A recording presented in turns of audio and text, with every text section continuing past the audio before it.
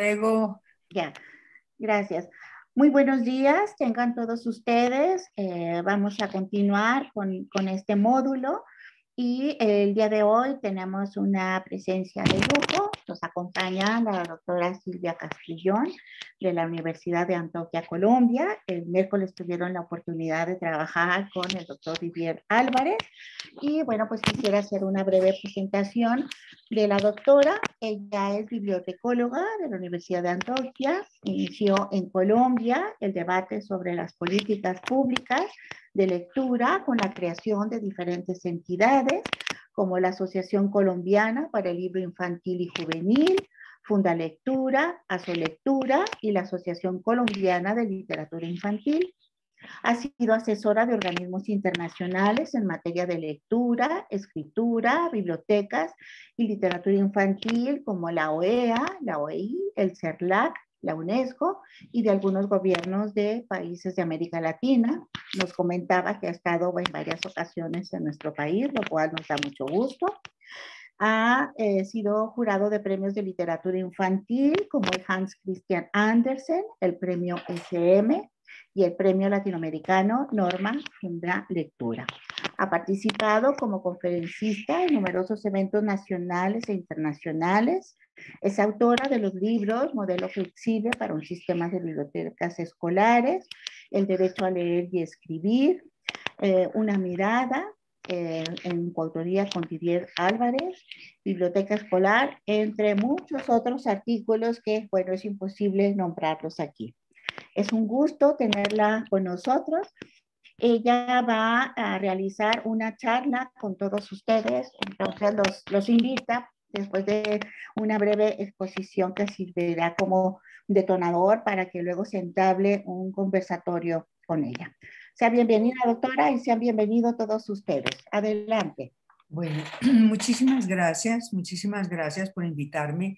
Me siento muy contenta, muy complacida de poder entablar, aun cuando sea esta comunicación tan precaria, tan difícil, tan compleja, que es una comunicación que no es presencial, directa, más afectiva, más mirándonos las caras los unos a los otros, pero bueno, esto es lo que nos permite la situación actual del mundo y es bienvenida a esta forma de comunicarse.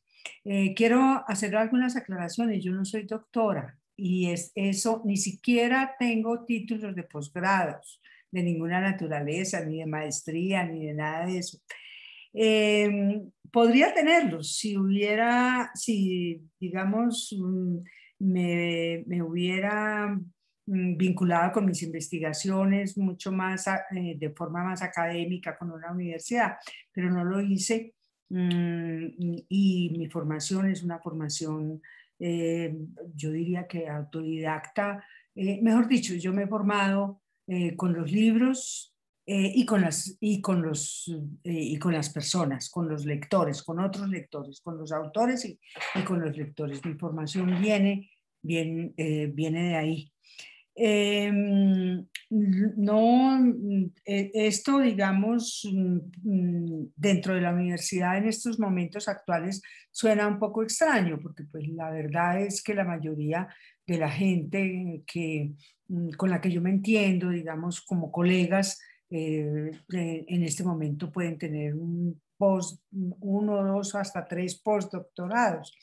No, yo no los tengo, pero pienso que reivindico también esa forma de formarse uno con la lectura, con el estudio, con la investigación, con el contacto con los demás, porque además eso es parte de lo que yo les voy a contar a ustedes ahora, que es ese trabajo que hacemos leyendo, conversando con las personas e incluso es un trabajo muy serio, ¿no? Es un trabajo tan serio como el de la más seria de las universidades, ¿no? No es un trabajo ligero, no estamos surfeando por encima de los textos, sino que estamos profundizando, no estamos en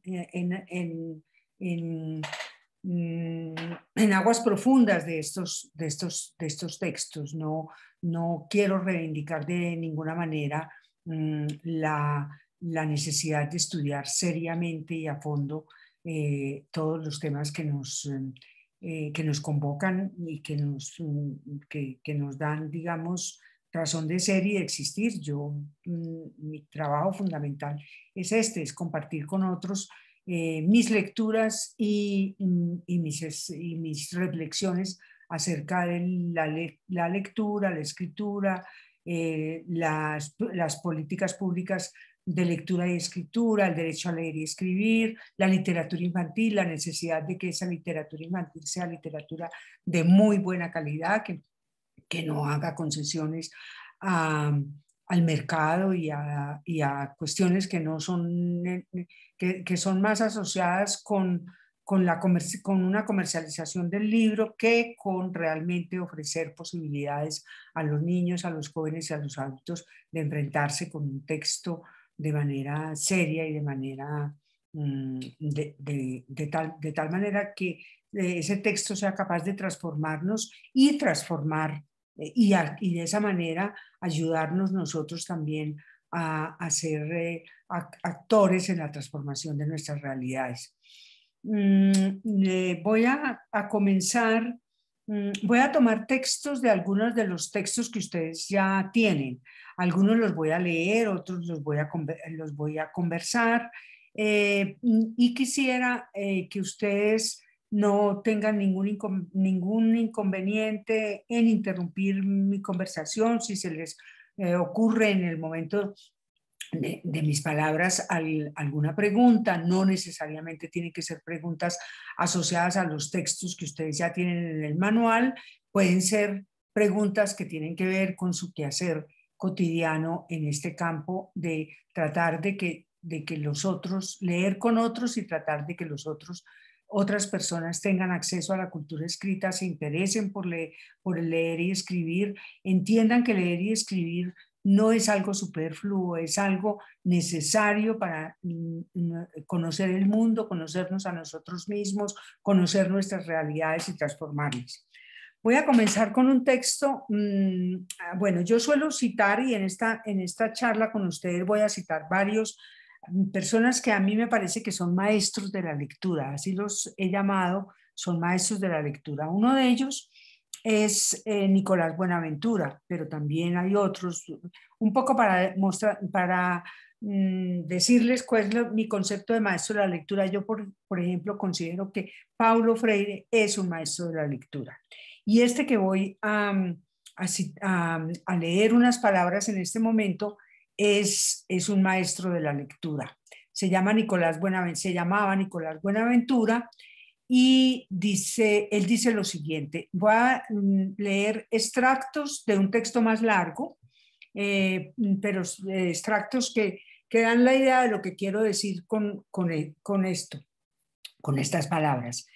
Dice Nicolás, dice la crónica que en los años de la conquista española, alguna vez un sacerdote azteca, al narrar el historial de su pueblo ante curas y escribanos, de pronto se hizo luz en su cerebro hasta descubrir el enigma de su derrota, la derrota del inmenso imperio construido por sus antepasados. El hombre narraba la historia sin errar, y el episodio que lo iluminó fue una interrupción de varias semanas, de manera que al recomenzar la tarea fue necesario leerle al narrador lo escrito. Y a medida que oía leer una a una sus propias palabras, el anciano sacerdote indígena se sentía cada vez más abrumado, tratando de comprender lo que ocurría. Cuando llegó la hora de continuar el dictado, se expresó con palabras semejantes a estas. Nosotros, dijo el indio, en nuestros tiempos de grandeza también hacíamos ese oficio de dibujar y pintar lo que se habla, para no perderlo. Pero, sin embargo, pasado el tiempo, ni aún el mismo que había hecho la pintura podía recordar todo lo que allí se decía. Señores, ustedes no nos han derrotado a nosotros con los caballos ni con los cañones. Nos derrotaron con esa plumita que mojan en tinta negra. Bueno, me parece empezar con esto me parece importante porque yo creo que es preciso saldar esa deuda histórica ofreciendo condiciones para que todos y todas puedan hacer uso de esa herramienta que es la escritura, acompañada por la sabiduría ancestral que ofrece la oralidad y para que nadie se sienta excluido como lo fueron quienes poblaron estas tierras antes de la conquista española, como lo siguen siendo sus descendientes de todos los pueblos y de todas las culturas. Para ello, yo creo, para saldar esta deuda, es preciso adelantar una reflexión acerca de ese objeto de trabajo que es la escritura. Todos los programas y acciones que tienen que ver como propósito la inclusión en la cultura escrita, lo que significa enriquecer la experiencia con el lenguaje a través de la tecnología, de esa tecnología que es la escritura. La escritura es una tecnología de todas las personas de una comunidad según sus necesidades, sus contextos, sus expectativas, pero también estimular la creación de nuevas expectativas frente a lo que la escritura puede ofrecer a los seres humanos y a las comunidades, ¿no? Todo esto, hacer esto requiere una comprensión a fondo de la materia con la que estamos trabajando. Entonces necesitamos saber qué es la cultura escrita. Esa es la primera pregunta. Voy a hacer a partir de ahora una serie de preguntas, ¿no? Que no voy a dar una respuesta final. Son preguntas que incluso yo quisiera que quedaran sobre la mesa para que ustedes sigan investigando sobre estos temas. Yo apenas voy a esbozar algunas respuestas, pero todavía muy sencillas y no, no pretenden completar esa respuesta.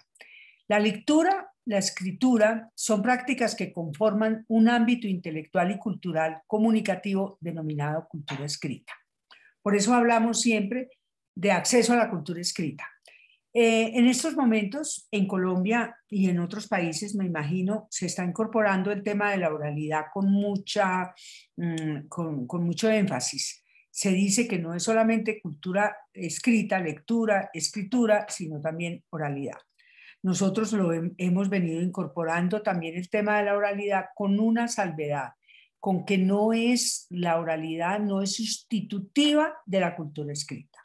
O sea, quien solamente en momentos presentes, en el siglo XXI, en todas las situaciones de la vida, tanto de la vida cotidiana, de la vida social, de la vida colectiva, de la vida política, de la vida cultural, prescindir de la cultura escrita es prescindir de una herramienta y de un patrimonio fundamental que nos pertenece.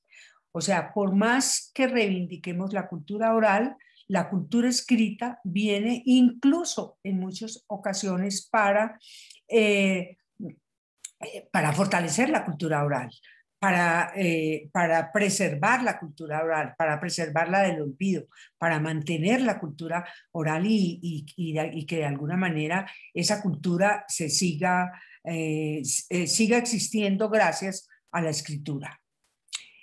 Esta cultura, la cultura oral, ha tenido diferentes transformaciones a lo largo de la historia, de acuerdo con los contextos, con las demandas sociales y culturales y comunicativas de las comunidades y de los individuos. Hablar también de los individuos. Entonces, esas habilidades son leer, escribir, hablar, escuchar. Bueno, son muchas que se derivan de ahí. Está el pensamiento y la reflexión. También se han dado transformaciones de tipo técnico en las modalidades y los soportes para la inscripción y la conservación de la palabra escrita. Ustedes lo saben, primero, por ejemplo, los soportes, la tablilla, los pergaminos, el rollo, después el libro códice y ahora las pantallas y también los espacios públicos. En los espacios públicos también son soporte de la escritura y también circulan los textos escritos. Hablo, por ejemplo, cuando se reúnen unas personas a leer un texto y ese es un espacio público en donde ese texto circula, no necesariamente en un soporte material. Hay distintas formas también de inscripción. Hay una inscripción que es oral, cuando uno se aprende de memoria un texto, está inscribiendo ese texto, ¿no? en ese soporte que es la memoria. También el manuscrito, ¿no? El impreso y las culturas digitales. Cuando se escribe y se puede leer en una pantalla, ese es un tipo de soporte, tan válido como los demás, ¿no? Pues yo privilegio, porque para mí creo que todavía es una tecnología muy sofisticada el libro impreso. Lo privilegio porque tiene muchas ventajas sobre los medios digitales. Por ejemplo, usted puede transportarlo muy fácilmente, no requiere fuentes de energía, es mucho más fácil ir atrás, ir adelante. Bueno, a veces los que son muy hábiles con la pantalla también pueden hacerlo, pero facilita, es todavía una tecnología no superada por lo digital. Pero lo digital también es válido y también es importante y no estamos de alguna manera siendo apocalípticos frente a que se va a acabar el libro y que lo digital es lo único que queda, pero tampoco queremos negar lo digital, porque a través de lo digital accedemos a muchos materiales escritos que no los podemos tener impresos, ¿no? Creo que todos los que somos asiduos del libro, generalmente estamos consultando Wikipedia, estamos consultando otras fuentes de información, muchas revistas científicas y muchas revistas literarias que circulan en blogs, y eso es importante y correcto. Bueno, también ha surgido, entonces, repito, han surgido transformaciones en los soportes, han surgido transformaciones en las formas de inscripción y han sufrido transformaciones también en las prácticas culturales.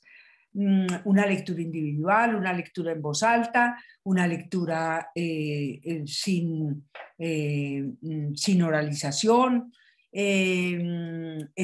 escrituras colectivas, cuando se reúnen en talleres de escritura para escribir juntos algún texto, producir algún texto, un manifiesto, cualquiera de estos. Entonces son prácticas culturales, prácticas de escritura que se han modificado con el tiempo. También se modifican con el tiempo los usos y las representaciones sobre la escritura y sobre su necesidad. O sea, las representaciones, es decir, lo que imaginamos acerca de la escritura, lo que pensamos que es la escritura, lo que la sociedad piensa que es la lectura y la escritura, que son representaciones diferentes, algunas obedecen a cuestiones educativas, culturales, políticas o económicas. Por ejemplo, en este momento es muy frecuente que tengamos una representación de que el libro es un objeto para distraernos, para pasar el tiempo libre, para olvidarnos de todo.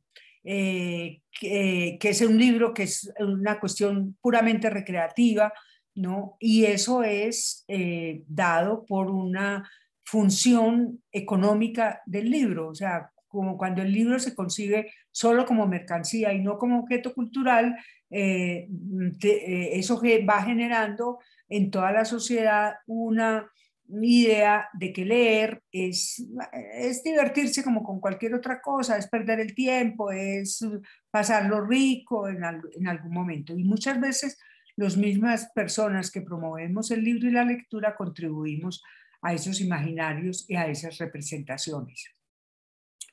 Bueno, todas estas dimensiones y sus relaciones hacen que la palabra en sus manifestaciones escritas se encuentre en muchos ámbitos de la vida personal y social, de la vida personal de las personas y de las comunidades. Incluso, aun cuando no se cuente con la habilidad de leer el código alfabético, todos tenemos diferentes tipos de vínculos y experiencias con lo escrito, en la medida en que las sociedades contemporáneas, tanto en lo urbano como en lo rural, porque uno diría, no, pues sí, en las ciudades sí, pero también, no, también en el campo, han delegado en la cultura escrita asuntos que tocan y condicionan muchos ámbitos de la vida política, que tienen que ver con la vida política, con la vida económica, con lo ético, con lo estético, con lo colectivo, con lo íntimo, ¿no? Una carta de amor o una escritura en una notaría o las cuentas de la lista del mercado. Todas estas cosas, todo esto se relaciona directamente con mejor dicho, nadie se escapa de la cultura escrita. La cultura escrita afecta a todas las comunidades y las personas, aun cuando esas personas no sepan leer y escribir, que todavía hay muchas desafortunadamente. Y yo creo que cualquier programa que se emprenda, que se comprometa con el tema de socializar la lectura y la escritura, la lectura y la escritura, de hacer que se cumpla ese derecho a la cultura escrita, que no es un derecho consignado, como lo vamos a ver más adelante, en la Declaración de los Derechos Humanos hemos tratado de que lo sea, de que se incorpore, pero pues no ha habido muchas posibilidades. Bueno, hacer que eso debería incorporarse en todos estos programas el tema de la alfabetización a personas no alfabetas, o sea, a analfabetos. Yo creo que con mucha frecuencia nos olvidamos que existe, yo no sé en México, pero en Colombia, el analfabetismo declarado oficialmente, porque hay mucho analfabetismo oculto, porque a la gente le da vergüenza reconocer que no sabe leer y escribir, y eso hace que las cifras del analfabetismo bajen considerablemente, pero en Colombia son más o menos del 10%. Y lo peor es que ese analfabetismo no está, es más fuerte, más alto, mucho más en el campo que en la ciudad. O sea, son los campesinos que en muchos casos no fueron a la escuela, muchas veces no solamente adultos, adultos mayores, digamos, sino personas jóvenes que no saben leer y escribir. Y yo sí creo que en todos estos programas hay que emprender eso, saber cómo ver cuáles personas están en nuestro entorno que no saben leer y escribir y que nosotros como grupo podamos ayudar a resolver ese flagelo, porque es un flagelo, ¿no? Bueno, entonces, se entiende, voy a leer una frase de un texto, un fragmento de un autor que se llama David Olson, que es uno de los que, a mi modo de ver, ha hecho mayor reflexión acerca y investigación acerca de lo que es la cultura escrita. Dice, se entiende por cultura escrita la construcción humana de pensamiento, conocimiento y arte por medio de la escritura, en cualquier medio y formato, y transmitida por diversas tecnologías y eso se entiende por cultura escrita, y por acceso a la cultura escrita como la capacidad de tomar parte de una tradición escrita en la ciencia, la filosofía, y la literatura, y de participar de manera activa y creativa de las instituciones que hacen uso de esos textos escritos y que son formadoras de esa cultura. Yo creo que esta definición que acabo de dar define muy, muy concretamente qué es lo que yo por lo menos entiendo por cultura escrita. El autor es David Olson. Bueno, entonces la cultura escrita es, por una parte, la construcción humana de pensamiento, conocimiento y arte por medio de la escritura, en las distintas ciencias, arte y todo, en cualquier medio y en cualquier formato. Y como acceso a la cultura escrita, estoy repitiendo, como la capacidad de tomar parte de esa tradición escrita, o sea, de que no esté, como dice Graciela Montes, mudo y afuera, sino que es alguien que está, forma parte de esa cultura escrita porque puede hacer uso de esa herramienta de forma creativa, no solamente de forma pasiva, o sea, activa y creativa, de las instituciones que hacen uso de los textos escritos y que son formadoras de esta cultura. ¿Cuáles son las instituciones? Ustedes me dirán, pues son muchísimas, pero fundamentalmente la escuela, ¿no? Es sobre todo formadora de esa cultura escrita, pero también las instituciones políticas, las leyes se dan por escrito, todas las instituciones que tengan que ver con la ciencia, también la ciencia está reflejada en textos escritos. Entonces, acceder a la cultura escrita es acceder a todo este conocimiento que ha sido creado por la humanidad y que a todos nos pertenece, como vamos a ver más adelante. Bueno, eso sobre la cultura escrita. Ahora voy a hablar sobre la lectura. ¿Qué es la lectura? ¿De qué hablamos? Esta es mi segunda pregunta. ¿De qué hablamos cuando hablamos de lectura? Voy a citar también aquí a Dyson y Heath, que es citado a su vez por una mexicana que es Judith Kalman o Judith Kalman, que seguramente ustedes la conocen. Este texto que ella cita salió en la Revista Mexicana de Investigación Educativa en enero del 2003.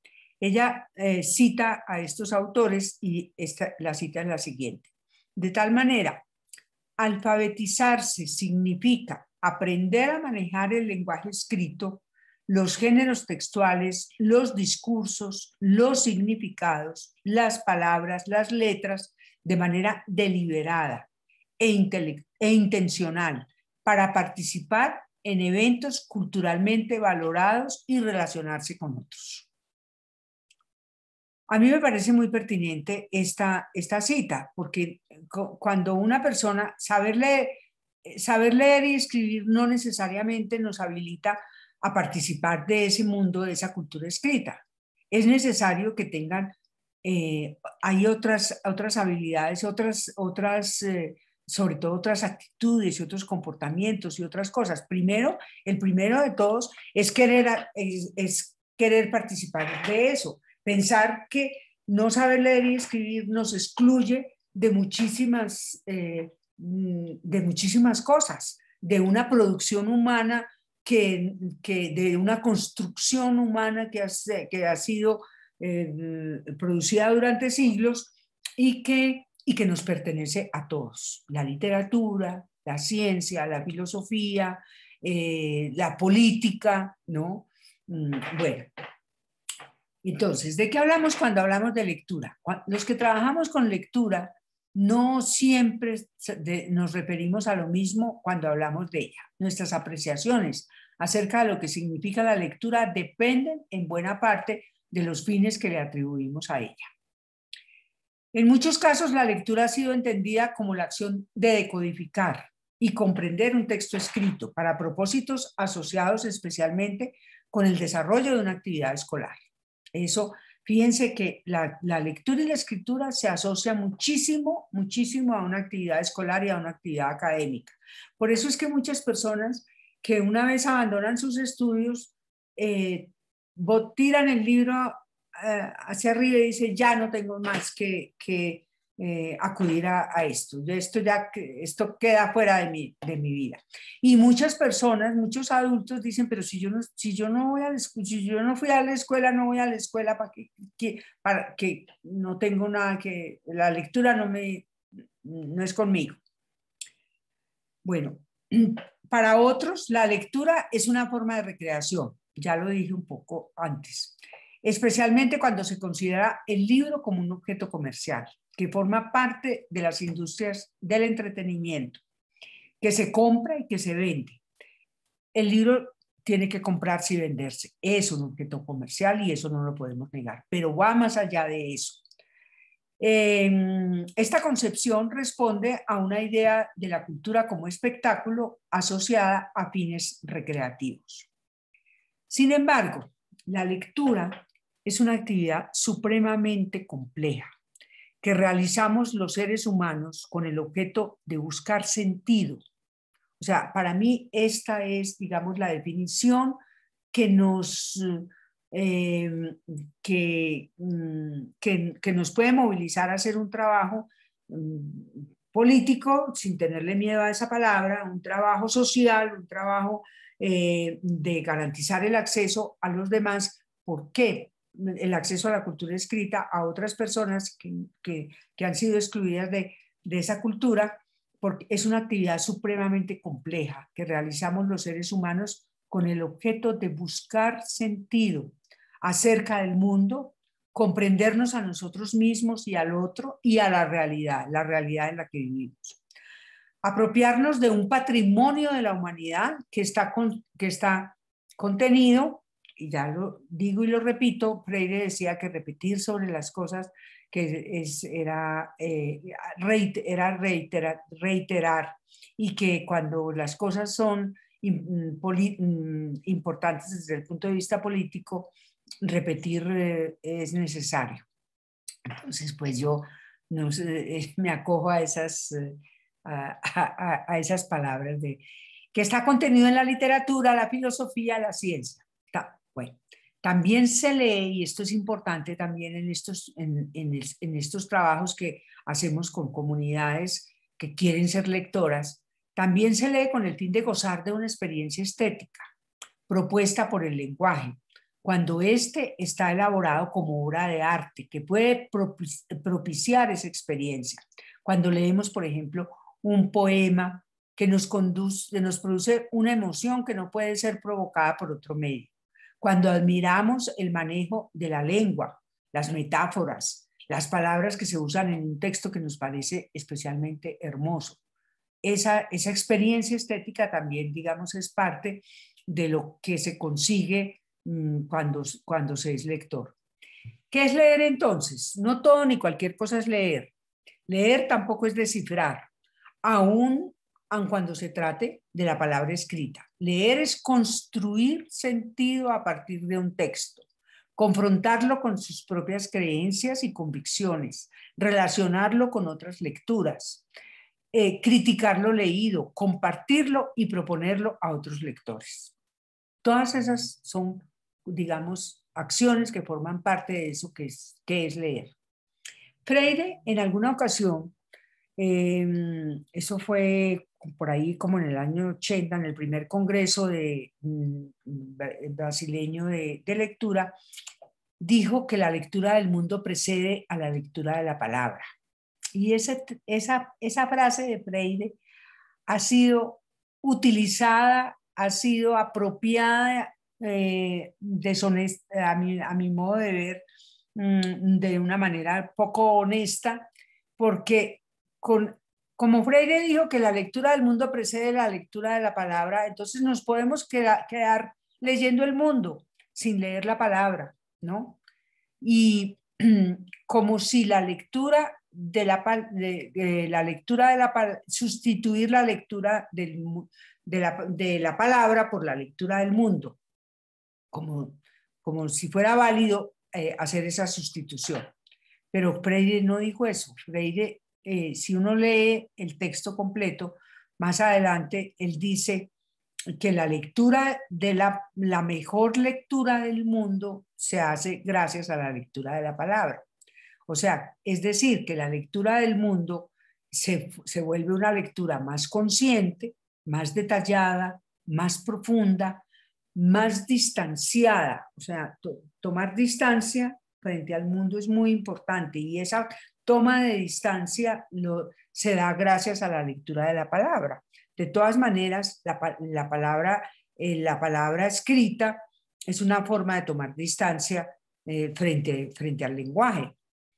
Bueno, entonces él no dijo eso. Él dijo que la lectura del mundo precede a la lectura de la palabra, pero que la lectura de la palabra nos permite una lectura del mundo más consciente, más detallada, más profunda, más distanciada y más crítica. Menos regida por el sentido común, menos simplificada y menos ingenua.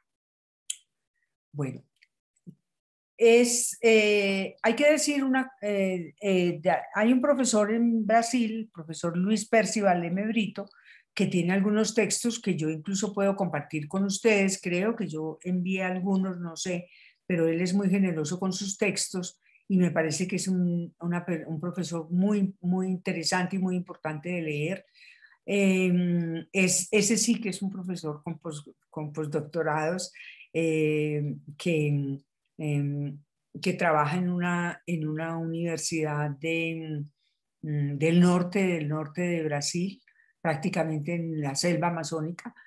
Y él dice que nosotros usamos la lectura como metáfora para muchas cosas. En este texto de Freire, la lectura del mundo la lectura ahí es una metáfora, porque él dice que leer es solamente la lectura de la palabra escrita, pero que a veces se dice leer la mano, leer el recibo de la luz, de la energía eléctrica, pues leer las líneas de la mano, leer las cartas, leer la imagen, leer un partido de fútbol. Es algo que, por ejemplo, los locutores deportivos lo dicen con mucha frecuencia. Bueno, vamos a leer este partido que acabamos de ver, ¿no? Y entonces, bueno, el profesor Leme Brito dice que eso no es leer, estrictamente hablando, que leer es solamente, se refiere a la lectura de la palabra escrita. Bueno, entonces, ¿cuál es la práctica de lectura que nosotros queremos promover, queremos compartir con los demás, digamos lo mejor? Esas prácticas de la lectura, nuevamente, el profesor Brito, voy a leer una frase de él, dice, leer es una manera de estar informado y en ese sentido de participar del espacio público. Es un instrumento intelectual importante, articulado al dominio de discursos y formas de pensar bastante específicas. Favorece el pensamiento reflexivo y analítico, pues supone el monitoreo activo y consciente de la actividad intelectual. Es una posibilidad aguda de experiencia estética sobre un objeto cultural intensamente elaborado y reelaborado. Y más adelante él cita a Anchises Jobim López, otro brasileño, que dice, este razonamiento nos lleva a admitir que estamos tratando de un asunto sumamente importante desde el punto de vista de la construcción de una sociedad democrática y justa. Según Ángel Jobim López, la lectura y la escritura constituyen actos que en sí mismos, y no solo por la información y por el placer que transmiten, son potencialmente organizadores del pensamiento y de los valores, constructores de conciencia individual y social. La lectura y el acto de la escritura constituyen hoy condición necesaria, aunque no suficiente, para la construcción y el ejercicio de la ciudadanía. Esto me parece a mí muy importante. Aun cuando yo me he repetido en diversas ocasiones que no solamente, o por lo menos a mí, no solamente me importa el tema relacionado con la ciudadanía y con la construcción de la ciudadanía, porque también la experiencia estética, que no es una construcción de ciudadanía, pero es una forma de tener una experiencia que nos transforma, que nos hace ver el mundo de otra manera, y no están directamente relacionados con la ciudadanía, también es muy válido y no se puede olvidar en el momento en que pues trabajamos en este tema de facilitar el acceso a la cultura escrita a muchos excluidos de ella. Entonces, aquí vamos a entrar en el tema, va a empezar a entrar en el tema de mis palabras, de mi charla. Yo no sé si me estoy excediendo con, si quieren hacer una pregunta aquí en este momento, o quieren que siga, o qué dice la profesora Mónica. Sí. No, más bien, Silvia, los participantes en cualquier momento pueden interrumpir. Ok, Ellos saben ok. que ya sea Cuando que levanten la mano levanten. me dicen, yo Sí, interrumpo y esto. Pues. exacto, Entonces, si adelante. nosotros decimos todo esto que he dicho anteriormente, quiere decir que leer es una cosa muy importante y que estar excluido de la lectura y escritura es estar excluido de un patrimonio y de unas posibilidades que ofrece la cultura escrita y que unos tienen acceso y que esos que tienen acceso, la cultura escrita les proporciona poder, ¿no?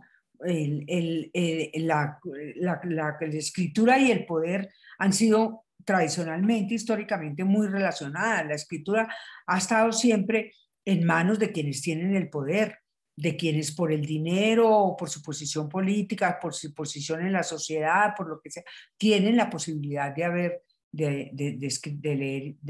de escribir, de apropiarse de la cultura escrita. Bueno, entonces,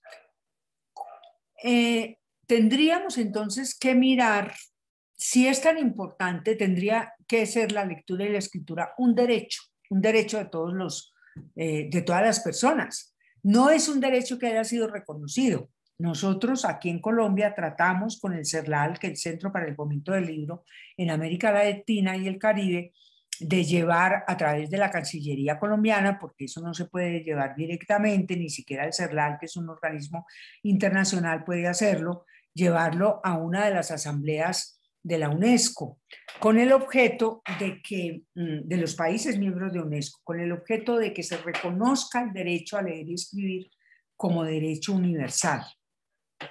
No se pudo, no se logró en ese momento, deberíamos seguir luchando por eso, porque además es un derecho que implica también la posibilidad del cumplimiento de otros derechos. O sea, quien no sabe leer y escribir, ¿no? Pierde muchos otros de los derechos que sí están que sí aparecen en la Declaración de los Derechos Humanos y que están reconocidos, digamos, universalmente como derechos de todos. Entonces, creo que sería bueno, voy a plantear el concepto de derecho y sobre todo de los derechos esenciales. No tanto el concepto de derecho como cuáles son los derechos esenciales, bueno, asociados con el derecho a la cultura escrita. Bueno,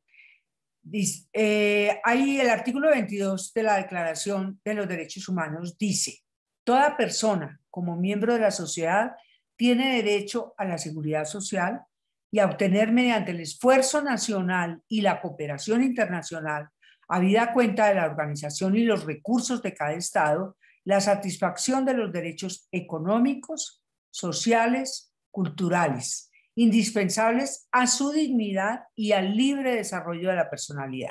O sea, digamos, este es el artículo 22 de la Declaración de los Derechos Humanos, es el artículo básico a partir del cual se van desagregando los otros derechos.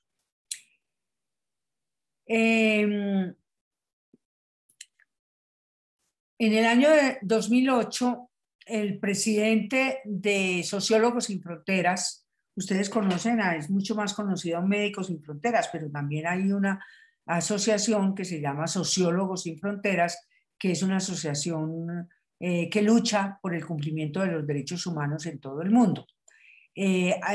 Su presidente en el año 2008, Alberto Moncada, escribió algo que a mí me parece que es interesante un poco para entender como la evolución de los derechos. La lógica de los derechos humanos ha tenido una evolución, dice él. Primero fue el reconocimiento de la igualdad básica de las personas con la abolición de la esclavitud. Ese fue lo primero. Después, la protección de los derechos políticos de las minorías raciales y de género. Paralelamente surgieron los derechos humanitarios con la Convención de Ginebra para los prisioneros de guerra y las víctimas de calamidades. Y ahora, dice él, hay una tercera generación de derechos básicos que son la salud, la educación y la vivienda. Bueno, es importante, yo creo, entender, reconocer, estar informado de que el tema de los derechos no fue que se escribió de una vez por todas la declaración. Esa declaración ha tenido evoluciones, se han incorporado nuevos derechos, ha sufrido ciertas transformaciones, por lo cual yo tengo la esperanza de que se pueda incorporar en algún momento el derecho a la cultura escrita como derecho. Quiero leerles a ustedes los derechos que tienen que ver más con el derecho a la cultura escrita, porque si bien no hay un derecho dentro de los derechos, la Declaración de los Derechos Humanos referido directamente, sí hay muchos derechos que tienen que ver con este derecho. El artículo 19 se refiere al derecho a la información. Dice, todo individuo tiene derecho a la libertad de opinión y de expresión. Este derecho incluye el de no ser molestado a causa de sus opiniones, el de investigar y recibir informaciones y opiniones, el de difundirlas sin limitación de fronteras por cualquier medio de expresión. Obviamente eso tiene mucho que ver con la posibilidad de leer y escribir, porque si una persona no sabe leer y escribir, ¿cómo hace para recibir esas informaciones? ¿No? Las informaciones que, por ejemplo, da el Estado que nos competen a todos y que nos interesan a todos. La libertad de información, fíjense que eso tiene dos aspectos, ese es el derecho, es por un lado la libertad de información y por otro lado la libertad el derecho a estar informado, a ser informado. Entonces, la libertad de información también ha sido consagrada como corolario de la libertad de expresión en otros instrumentos internacionales importantes, como son el Pacto Internacional de Derechos Civiles y Políticos y la Convención Americana sobre los Derechos Humanos. Quiero decir con esto que no solamente la Declaración de los Derechos Humanos la plantea, sino que posteriormente ha habido otros convenios y otros pactos que la han refrendado. Bueno, otro derecho que tiene que ver con el derecho a la cultura escrita es el derecho a la educación. El derecho a la educación es el artículo 26 de los derechos humanos, dice, toda persona tiene derecho a la educación. La educación debe ser gratuita, al menos en lo concerniente a la instrucción elemental y fundamental. La instrucción elemental será obligatoria. La instrucción técnica y profesional habrá de ser generalizada. El acceso a los estudios superiores será igual para todos en función de los méritos respectivos. Eso dice la Declaración de los Derechos Humanos.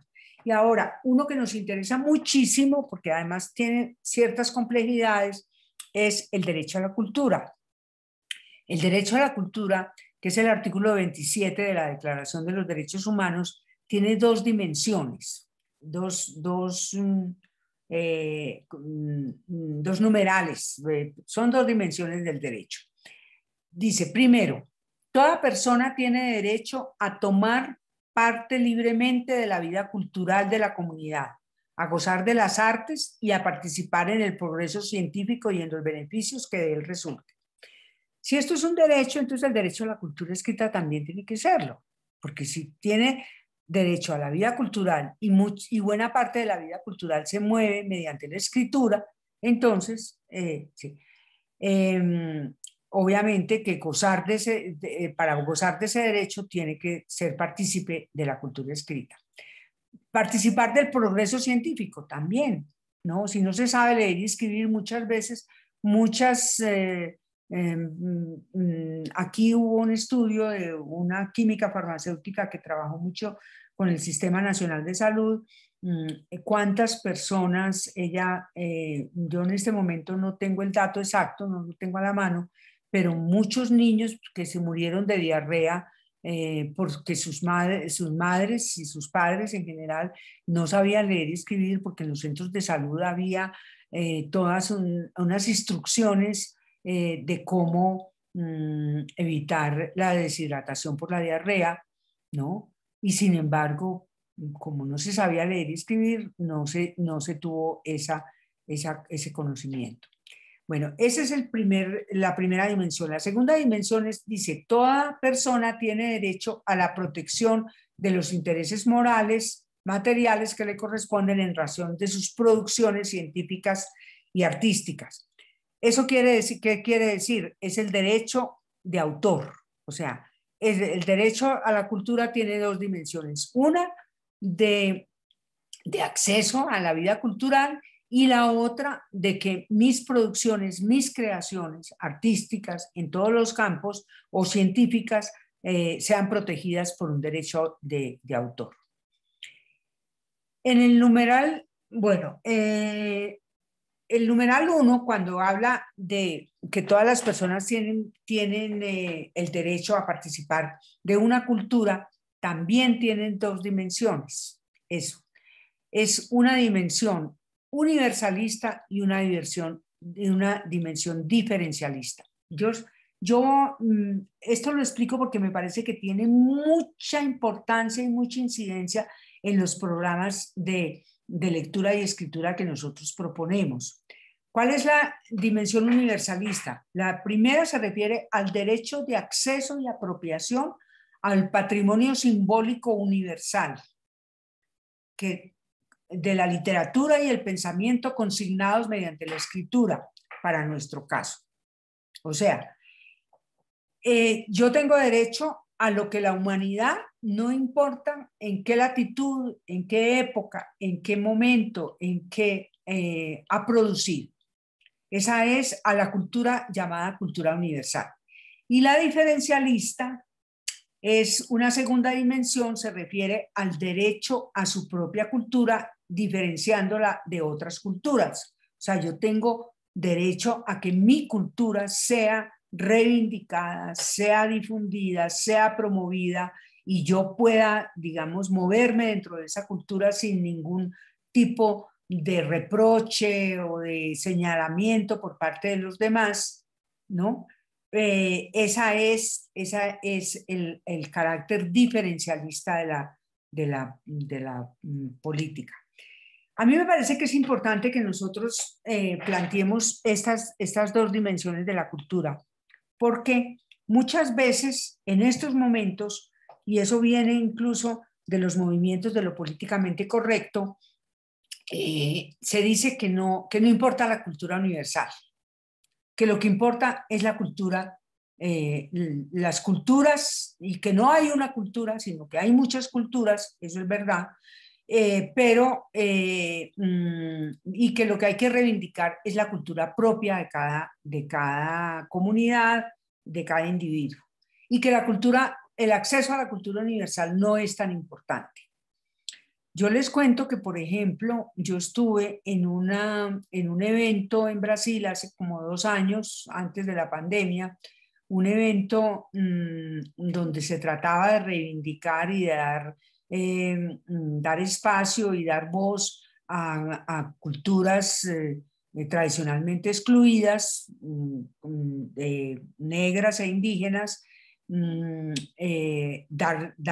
la palabra a ese evento era para eso, para dar la palabra a esas culturas, a esas comunidades, a esas que tradicionalmente han estado excluidas de todo esto. Y una profesora decía, yo a mis alumnos les digo, era una profesora negra, yo yo les propongo que solamente lean a los autores negros, porque, porque solamente cuando usted ha leído un solo autor blanco, ya con eso tiene, ya leyó todo, ¿no? A mí me parece que eso es terriblemente excluyente para esos muchachos. O sea, los está excluyendo ella misma con el pretexto de reivindicar su propia cultura, los está excluyendo como parte, como poseedores de una cultura universal que también les pertenece. Eso, entonces, pues ya no se puede leer los clásicos de la literatura universal porque no son mi cultura.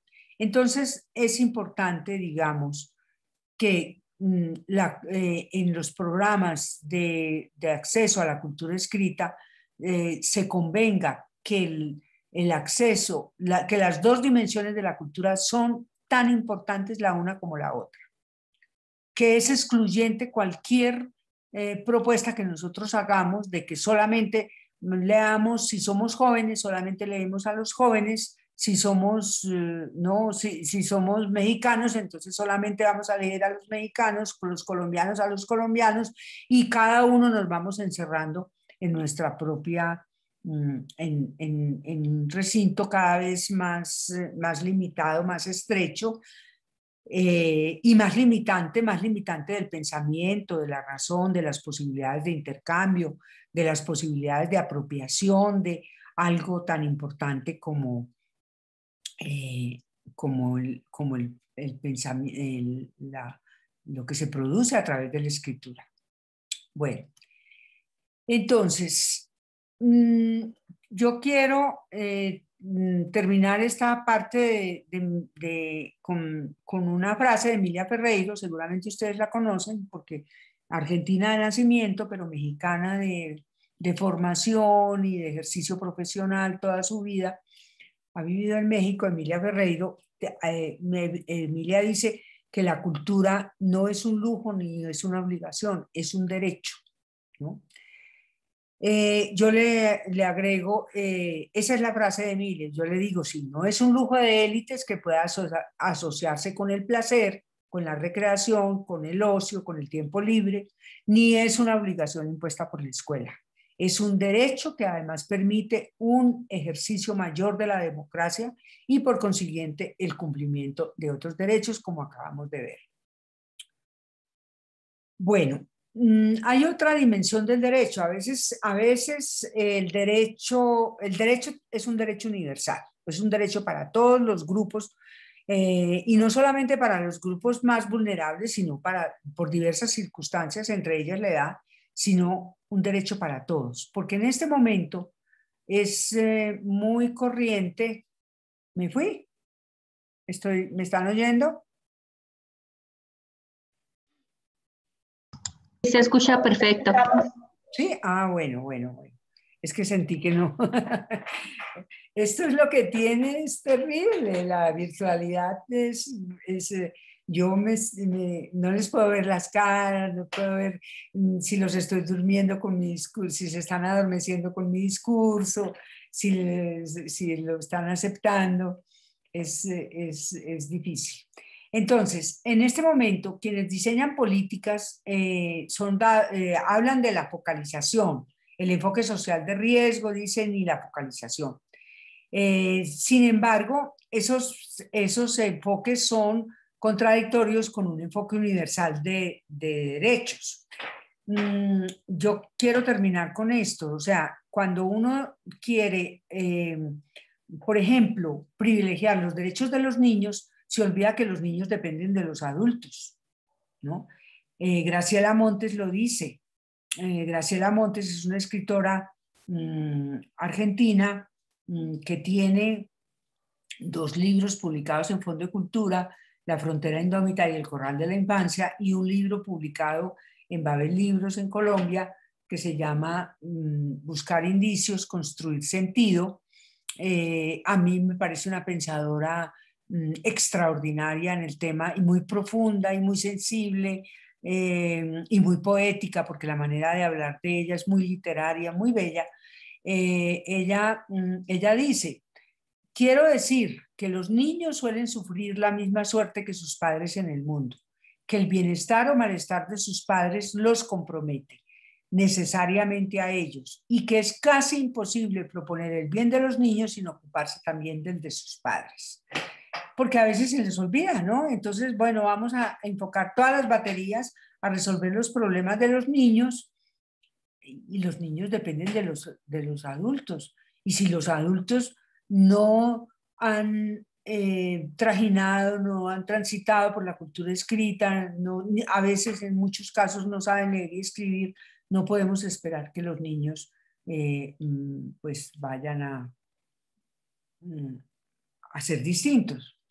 Bueno, por último, quiero proponerles que lean uno de los textos que yo creo que les mandé, pero si no, yo se los mando a través de Mónica, que se llama El derecho a la literatura, de un brasileño que es el brasileño Antonio Cándido, ¿no? Él escribió algo que yo solamente no voy a plantear, pero él plantea que no solamente es el derecho a leer y escribir, sino también el derecho a la literatura, porque además, asociado a ese derecho a la literatura, y esto lo agrego yo, está también el derecho a la memoria que es un capital simbólico, ¿no? Que está representado mediante, muchas veces mediante la literatura. Bueno, quiero parar ahí. La verdad es que yo le dije a Mónica que yo hablaría por ahí unos 20, si a máximo 40 minutos y que luego lo dejábamos para la conversación. También tengo un texto, en los textos ustedes lo citaron, me gustaría, lo incluyeron en el manual que se llama Leer y Conversar. A mí me parece que es parte de todo este ejercicio es también el de la conversación y que la conversación es algo muy serio, que hay que tomarlo en serio y hay que tomar en serio al interlocutor de las conversaciones, que ha habido también grandes maestros de la conversación. Yo allí planteo, hablo de un profesor de filosofía que se llamaba Estanislao Zuleta y que él reivindicaba la conversación como algo fundamental y la conversación a partir de las lecturas, o sea, leer y conversar sobre lo que se lee. Entonces quisiera abrirle espacio a esa conversación que ojalá podamos entablar en este momento. Sí, bueno, pues aquí invitamos a todos a entablar ese diálogo, a que compartan sus impresiones.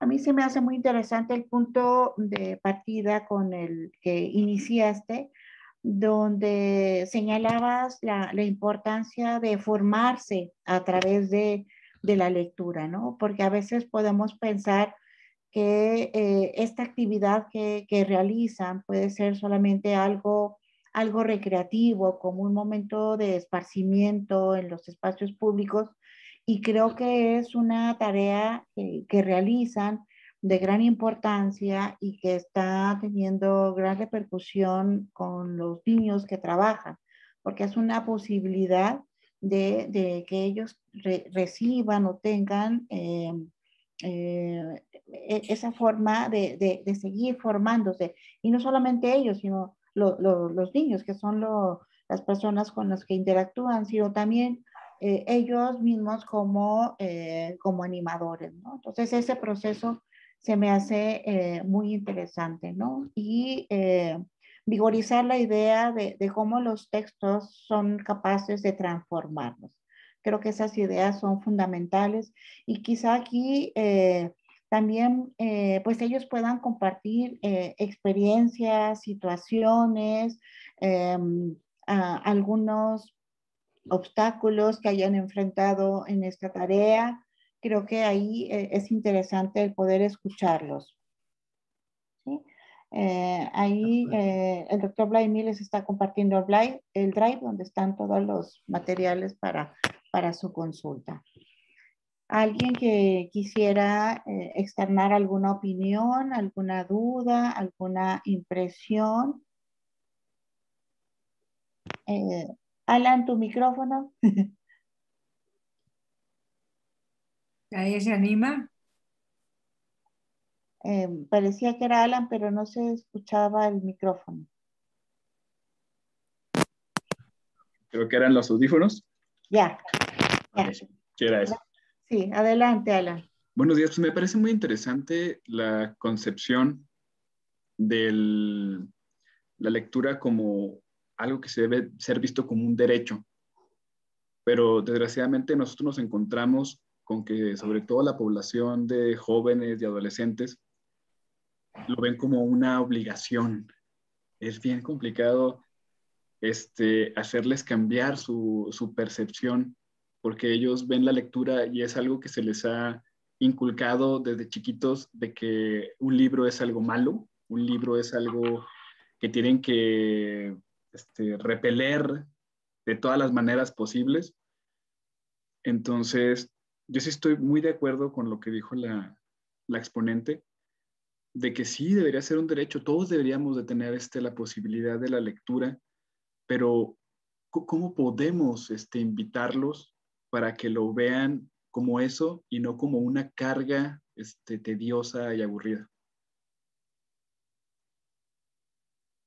A ver, no es fácil eso porque desafortunadamente la escuela, y en esto pues yo creo que hay muy pocas excepciones. Las excepciones son cuando un maestro está realmente contagiado por la lectura y le gusta leer y siente que leer es necesario, es importante y transmite eso a sus alumnos. Eso por lo general no ocurre. Lo que ocurre es que la lectura sea considerada, está en dos extremos, yo siempre lo he dicho. Por un lado, la obligación de la escuela, asociada a la escuela, la obligación para poder tener pues un requisito escolar y cumplir con unas imposiciones que plantea la escuela. Cuando digo la escuela, estoy hablando de todos los niveles. La segunda es el otro extremo. Entonces, cuando uno quiere darle la espalda a la escuela, decir, no, es que la lectura es lúdica, es recreativa, es divertida, entonces se va hacia otro extremo, igualmente nocivo, porque la lectura se convierte en algo intrascendente, no en algo que realmente nos permita descubrir nuevas posibilidades de ser y de estar en el mundo, nuevas posibilidades de ver el mundo, nos permita escuchar a los otros, nos permita tener diversas posiciones frente al mundo. Si nosotros nos estamos divirtiendo, con esa diversión lo único que hacemos es alejarnos del mundo, alejarnos de los problemas, alejarnos de las dificultades que nos da la vida cotidiana. Y entonces, pues podemos pasarla rico por un momento, con una lectura intrascendente, una lectura que no nos haga pensar. ¿No? Entonces, lograr lo otro, lograr que los jóvenes y los niños y otras personas descubran que leer es importante, que leer es necesario, que leer es algo más diferente de la obligación o de lo lúdico, del placer solamente, de lo recreativo, solamente se da cuando nosotros mismos estamos convencidos de que leer es algo que va más allá de eso, cuando nosotros mismos encontramos en la lectura unos momentos de satisfacción personal, intelectual, que la lectura nos hace pensar en cosas distintas y compartimos con otros esa lectura. Y eso nosotros lo hemos hecho durante muchos años. Estuvimos 10.000 jóvenes que estuvieron en un programa nuestro de grupos de lectura, en donde lo que hacíamos era compartir con otros las lecturas que nosotros ya teníamos. Era un programa en donde antes de ir a compartir una lectura, el grupo, digamos, el grupo promotor, el grupo núcleo del programa leía lo que fuera, podría ser una novela corta, un cuento, poemas, y se elegía entre todos qué se iba a leer y se leía luego en estos grupos y empezábamos a conversar sobre eso que acabamos de leer. Una conversación que vaya más allá de una identificación personal inmediata con, por ejemplo, con uno de los personajes, o de decir me gustó o no me gustó, sino profundizar un poco más en esa lectura y profundizar en esa comprensión que nosotros podemos tener del texto y ver qué temas ahí son importantes, qué temas trata, cómo se ve con otros ojos determinados problemas del ser humano. Entonces, en ese sentido, es en esos grupos la gente sí empieza a darse cuenta y a comprender que leer no es solamente, no es obligación, que ya no quiere leer, ya le dan ganas de leer, por un lado, y por otro lado, que no es solamente una diversión intrascendente.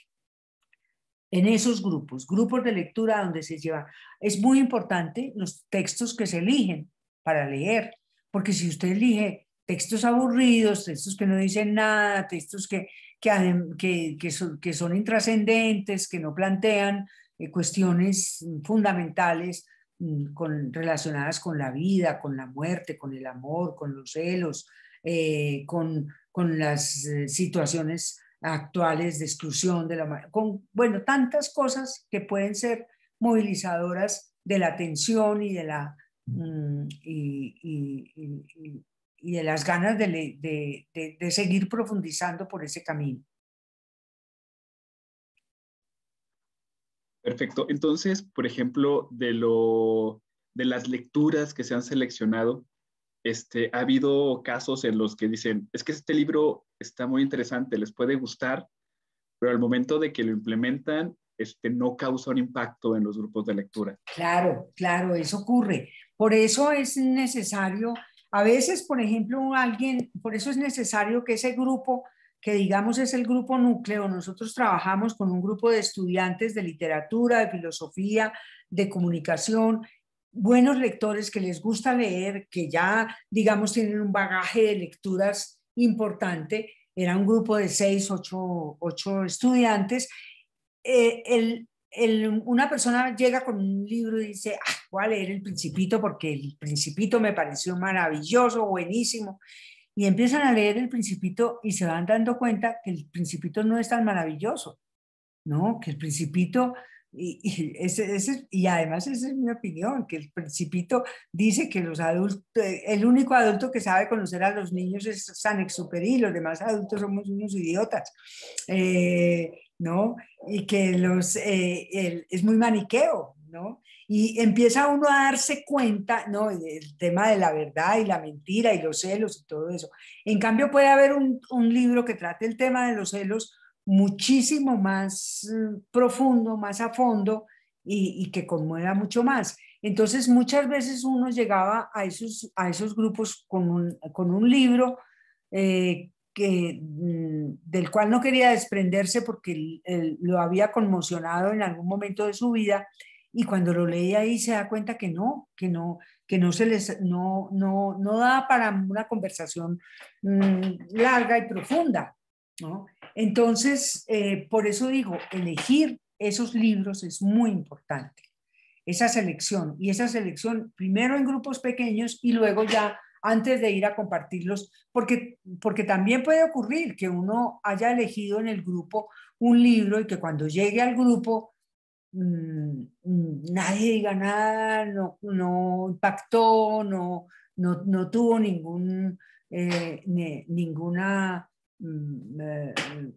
pues nada, no tuvo ningún impacto. Entonces, pero pues sí, si uno no logra con preguntas tratar de profundizar en esa lectura, pues mejor cerrarlo y seguir con otro.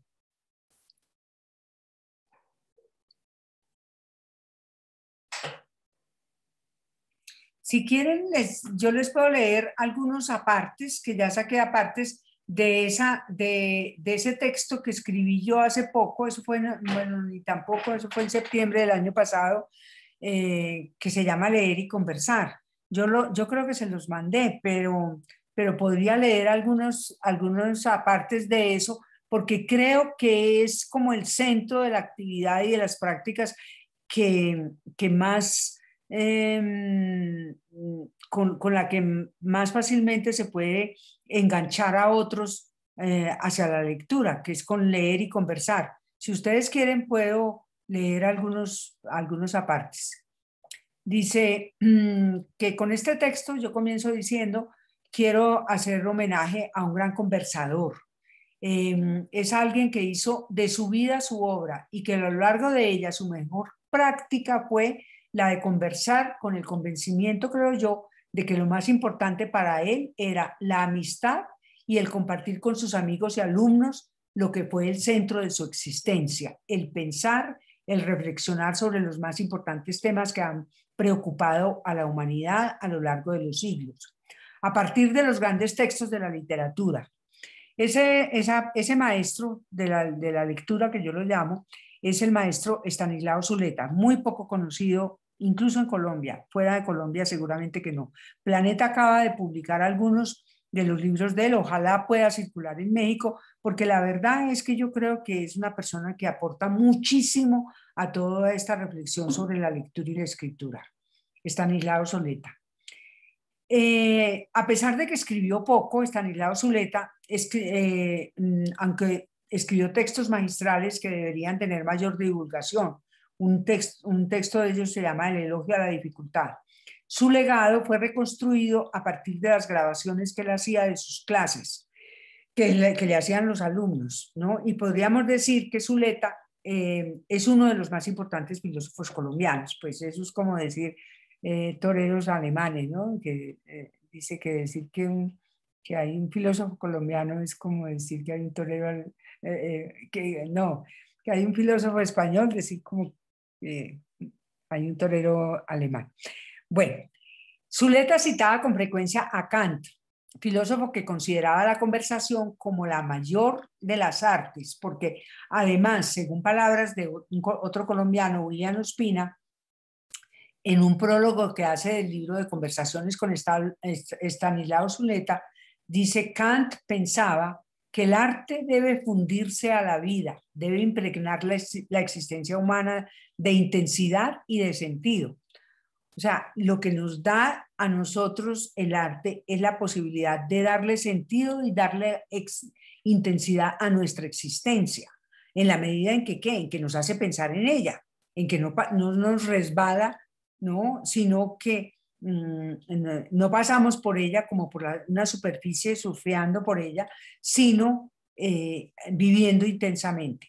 Impregnar la existencia humana, yo repito, debería ser la intención que a mi juicio impulse la lectura y la conversación.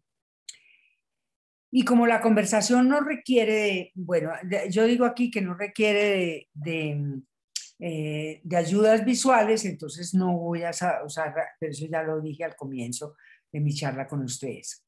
Para entrar en materia, cito de nuevo a Ospina, quien en el prólogo mencionado dice: Estanislao solo era capaz de relaciones personales. Para él la filosofía era conversación, diálogo vivo y directo con los otros. Y la lectura era apenas un ejercicio de preparación para la gran fiesta del diálogo, con el placer de compartir inmediatamente con otros las iluminaciones del pensamiento. Eso lo dice William Ospina. Bueno.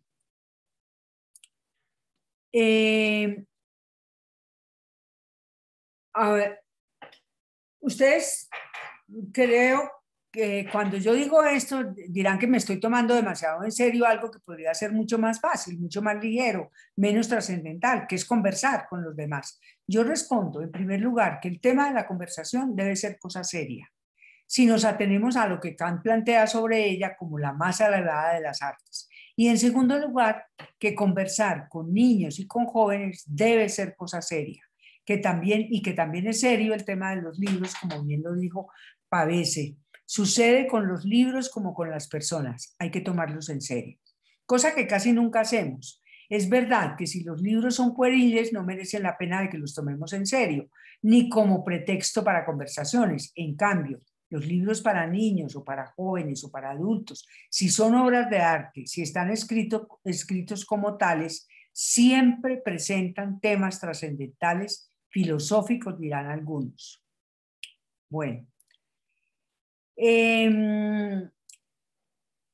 yo no pretendo afirmar que las conversaciones que se plantean a partir de lecturas del libro sean conversaciones filosóficas en el sentido académico del término.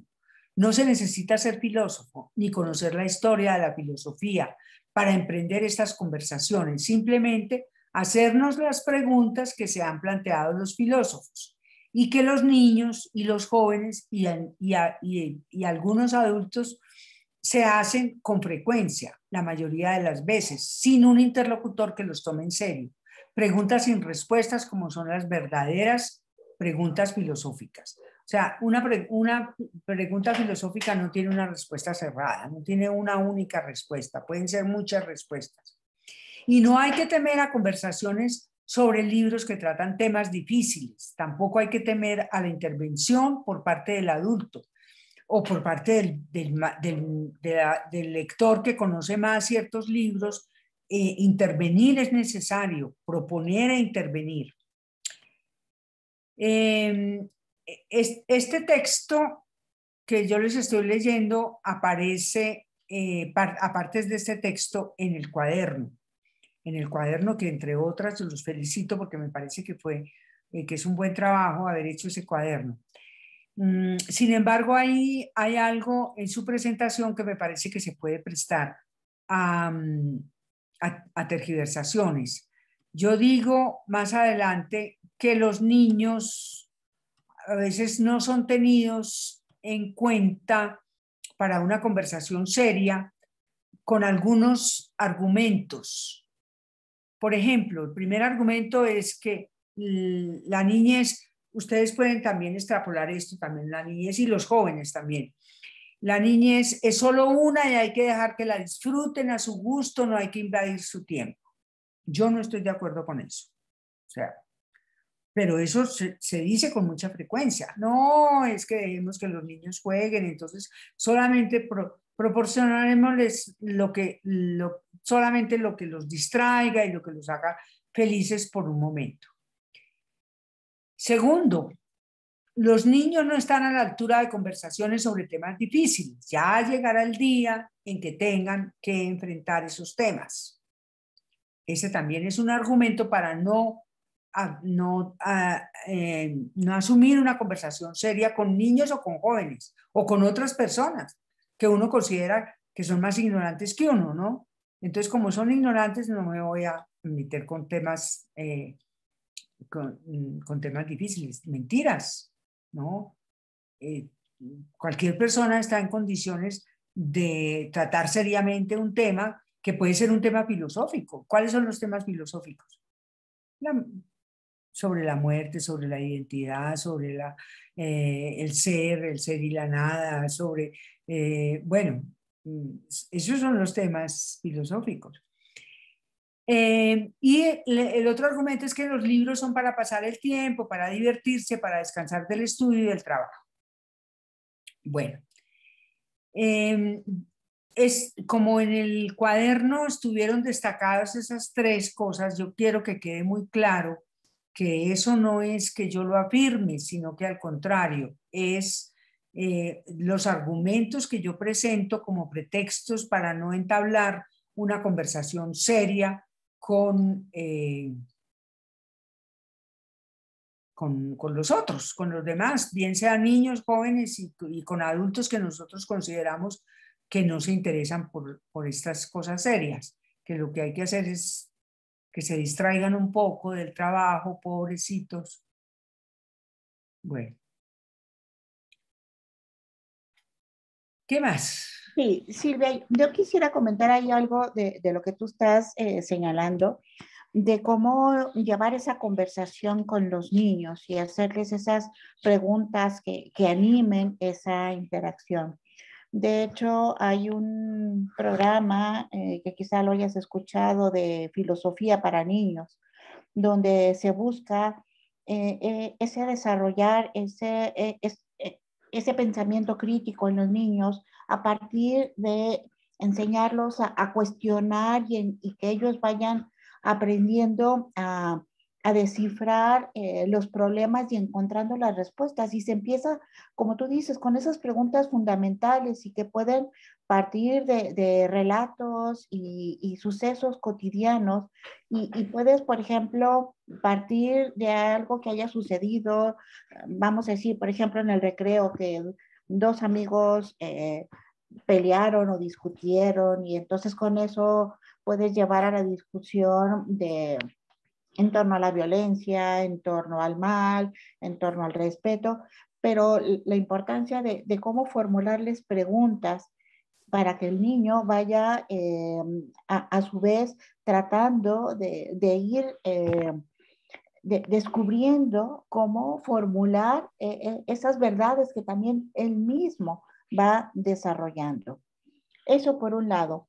Y por otro, lo de la selección de textos, que también pues es una tarea difícil porque muchas veces el grupo al que te vas a dirigir pues tiene algunas peculiaridades, ¿no? Por ejemplo, yo lo he tratado un poco a lo que a mí me pasa con mis grupos en la universidad, que yo cambio el programa de lecturas tratando de hacer variaciones y me han tocado respuestas tan disímiles con los grupos de los textos. Hay textos que algunos eh, ha habido respuesta muy favorecedora, otros que no han impactado de la misma manera, como que hay muchas variables que entran en juego. Pero aquí lo interesante es cómo hacer que el lector, independientemente de todas estas situaciones, pueda dialogar con el texto. Como tú dices, generar esa conversación. Y creo que ahí, porque, por ejemplo, una de las cosas que me dicen mis estudiantes, pues es que a mí no me gustó mucho. Y yo le dije, bueno, pues si te gustó o no te gustó, qué bien. A mí me tiene muy indiferente. Vamos a ver qué nos dice el texto. Y entonces, porque no estamos, porque estamos en una formación académica, ¿no? Vamos a indagar en el texto qué nos dice, qué nos plantea y todo. Entonces yo creo que hay que eh, adentrarnos en esas profundidades, como tú decías al principio, y no estar en la superficie. Y si nos arriesgamos a hacerlo, creo que entonces el texto, entonces sí logra transformarnos, pero que no deja de ser por eso una tarea compleja, ¿no? Tanto la selección como el manejo, pero también que en la práctica se va simplificando, creo yo, como que cada vez va siendo más fácil el aprender a preguntar en torno al texto, el aprender a integrar a los lectores o a quienes de momento quizá no tengan mucha experiencia lectora, pero que se conviertan en receptores de la lectura que tú les estás haciendo para que participen del texto y se pueda crear un diálogo. Sí, a ver, son dos cosas bien interesantes. Lo primero, el tema del niño y la filosofía. Ahora hay algunas personas que están reivindicando esa condición del niño, de ser capaz de plantearse preguntas filosóficas y que lo que pasa es que se las plantea y como no encuentra ningún eco, ninguna respuesta por parte del adulto, pues nunca más se las vuelve o nunca más las vuelve a expresar. Puede que se las plantee, pero no las expresa. En este texto que yo acabo de leerles algunos apartes, yo planteo eso. Hay un libro, que es un libro de Fondo de Cultura Económica, que desafortunadamente creo que no lo volvieron a publicar. Se llama El niño y la filosofía. Es un escritor norteamericano que se llama Gareth Matthews.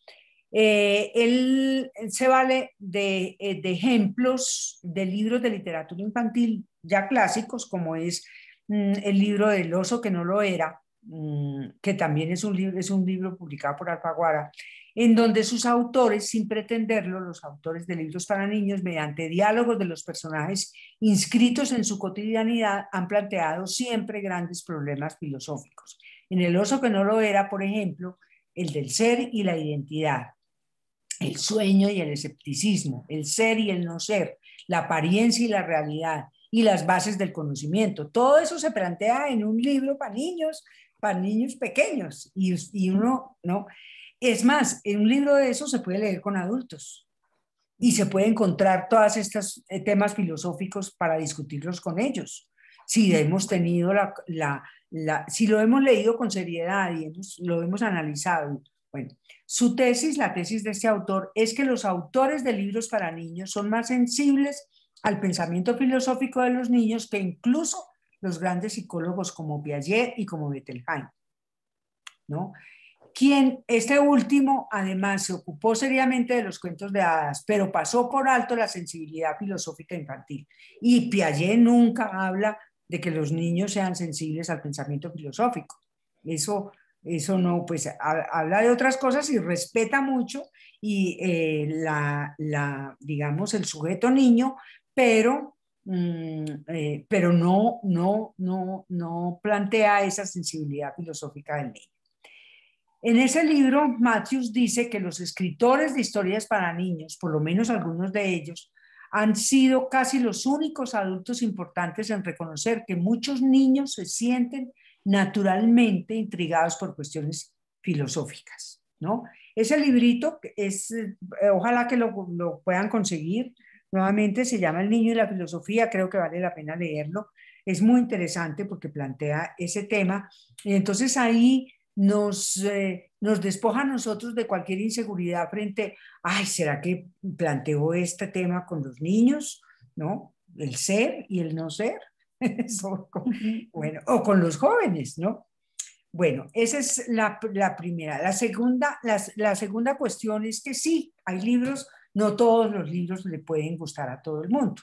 Eso sería, digamos, muy sospechoso, porque creo yo, que un libro le guste a todos por igual. Pero hay libros que gustan más que otros y hay libros con los cuales uno va un poco más sobre seguro, ¿no? Yo creo que uno va más sobre seguro con los clásicos. Con los clásicos, no hablando de clásicos griegos y romanos, sino con los libros que de alguna manera se han posicionado como clásicos porque han trascendido en el tiempo y todavía está. Voy a mencionar tres. Pinocho. Pinocho, uno dice, pero ¿cómo así? Que Pinocho tiene una cantidad de reflexiones sobre la miseria, sobre la pobreza, sobre las mentiras, sobre la relación entre el padre y el hijo, hasta el punto de que, por ejemplo, la invención de la soledad, bueno, me voy a acordar ahora, pero que escritores importantes que leyeron esos libros cuando eran pequeños han escrito reflexiones, por ejemplo, Calvino, ¿no? Calvino tiene una reflexión muy importante sobre Pinocho. Pinocho es un libro que cuando uno lo lee, después, mejor dicho, Pinocho, Disney acabó con Pinocho, le despojó de toda la seriedad que tiene el libro y lo volvió otra cosa. Pero cuando uno vuelve y lo lee, una versión completa, no una versión de Disney, sino la versión original completa, y nosotros lo leímos con maestros y los maestros se abrían la boca, decía, pero nosotros no sabíamos, no pensábamos que conocíamos a Pinocho y no lo conocemos, ¿no? Porque dio para unas reflexiones muy importantes sobre esos temas que acabo de mencionar. La miseria, la relación del padre y el hijo, el tema de la mentira, ¿no? Y no reflexiones moralistas, ni mucho menos, porque tampoco se trata de eso. No se trata de transmitir valores con los cuales uno ya está convencido de que son esos los valores que hay que transmitir, sino temas fundamentales, porque es que decir que la mentira y la verdad, una reflexión sobre la mentira y la verdad se puede transmitir se puede hacer o de manera muy dogmática, ¿no? Diciendo que la mentira es buena y es mala y la verdad es buena de manera maniquea, o se puede profundizar mucho sobre ese tema sin maniqueísmos y sin moralismos, ¿no? Hay otro libro que propongo, que yo a veces propongo que se lean en estos grupos, es Frankenstein. ¿Y yo por qué lo propongo? Porque Frankenstein es un libro que como está asociado con el tema del terror, y el tema del terror es un tema muy atractivo para grupos, para los jóvenes, entonces, pero no tiene nada que ver con el terror.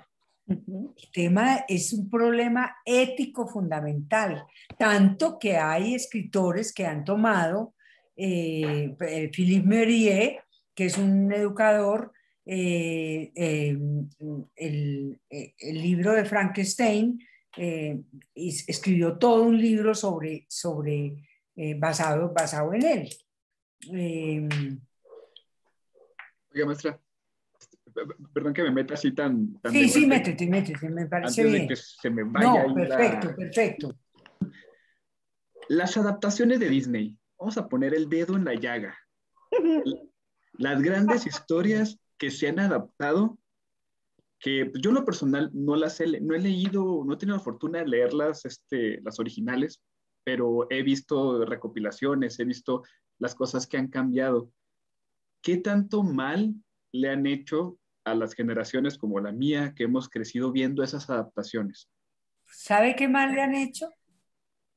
Los han excluido de la posibilidad de leer, de llegar al texto original, ¿no? Porque como ya lo conocen, ya conocen la anécdota, ya conocen la historia, entonces ya no dan ganas de adentrarse en el tema. Entonces los han excluido de esa posibilidad y eso es muy triste porque el texto adaptado es un texto despojado de de todos estos planteamientos filosóficos que plantean, ¿no? Sin que sean de manera aburrida, ¿no? Es que no lo plantea de manera aburrida. Y por ejemplo, esa adoctrinación que han tenido, por ejemplo, las mujeres con las historias de las princesas, donde el final de la historia es que se casan y son felices para siempre. Yo siento que Eso también, mire, ese también es una exclusión que se han hecho desde lo políticamente correcto. Todo ese movimiento de políticamente correcto y de que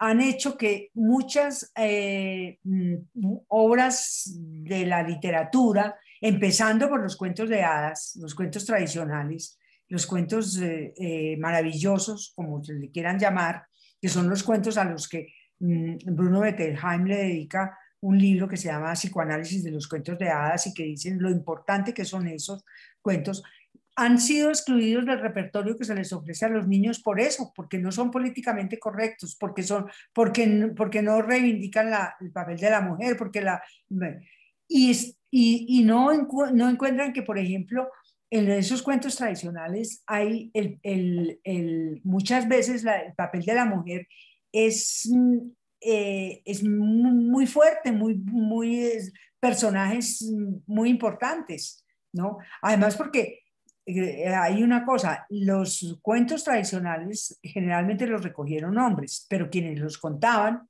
eran mujeres, ¿no? Y esas mujeres presentan una visión, una representación de la mujer muy fuerte, muy importante. Pero la cuestión es que uno no puede excluir de la literatura por el hecho de que pues ahora que la literatura no hable en lenguaje incluyente, los niños y las niñas, los viejos y las viejas, los adultos y las adultas, no. Eh, es, es, eso saca de la competencia, saca del terreno, excluye a mucha gente de lecturas muy importantes por el hecho de que no, de que aparentemente son, y puede que tengan algunas cosas machistas, ¿por qué no? Pero también hay que enfrentar eso. O sea, eso también hay que plantearlo y hablarlo y conversarlo. También puede ser motivo de conversación. Claro. Bueno, hay otro texto, ya no tan clásico, digamos, desde como los que acabo de mencionar, pero por ejemplo, Demián de Hermann Hesse. Un libro como Demián de Hermann Hesse es un niño que se enfrenta a una culpa impresionante, ¿no? Que se la guarda para sí, que es lo que a muchos niños en este momento les pasa, ¿no? Que no hablan de sus dudas y de sus problemas y de todo esto. Y Demián es eso. Pero hay muchos otros. Sobre los cuentos de hadas, yo tengo un texto para Alan. Si quiere lo mando a través de la profesora Mónica, Sí. lo envío sobre la importancia de los cuentos tradicionales y sobre todas esas, digamos, críticas que se han hecho de que son de príncipes y princesas y que además que no son no, no se refieren a la realidad actual, y que aquí no ha habido, en nuestros países no ha habido príncipes y princesas, no son cuestiones muy foráneas. Bueno, voy a mandar ese texto si lo quieren leer. Ok. Silvia, bueno, le voy a dar la palabra a Isabel, que quiere plantear algo. Nomás quiero hacer una acotación sobre Pinocho, que a mí me ha llamado mucho la atención, que han salido versiones fílmicas muy recientes. De hecho, acabo de ver una del 2019, que es una adaptación bastante fiel al texto original, no en versión caricatura, no lo conozco. bastante buena. Voy a buscarla. Y no es Puede haber unas versiones cinematográficas buenas. De sí, ninguna manera yo generalizo sí, con eso, ¿no? sí. No, pero me llama la atención porque es como la segunda o la tercera versión fílmica de Pinocho en la versión original del cuento. O sea, cómo se rescata una tradición que dista mucho del Pepe Grillo y del Pinocho de Disney. Y como dice Silvia, es otra historia.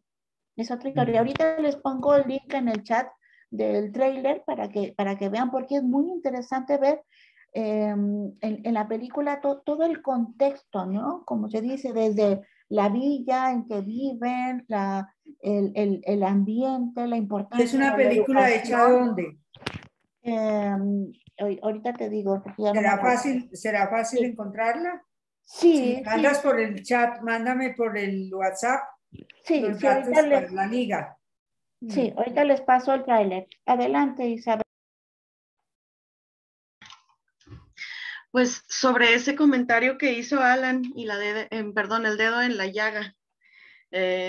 Yo quiero decir algo al respecto porque a mí me tocó ser bibliotecaria en una biblioteca infantil y fue un trabajo que disfruté mucho porque siempre quise hacer eso, ¿no? Como promotora de lectura, como la biblioteca en la que yo estuve cuando estaba chica, no, pues era un espacio cerrado al que no podíamos acceder nunca, ¿no? Era como un lugar fantasma, eso era algo que yo quería hacer.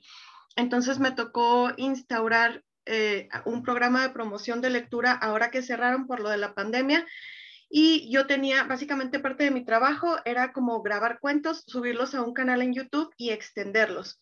Entonces, cuando revisé la cartografía de lecturas que había en la biblioteca, me di cuenta de que el material que teníamos nosotros para niños, ya que empecé a agotar lo que todo el mundo estaba leyendo, era ahora, ya no digamos políticamente incorrecto, sino que atroz, así como para que me corrieran, ¿no? Para que los papás se me echaran encima. Sí terminaron corriéndome, pero por otras razones.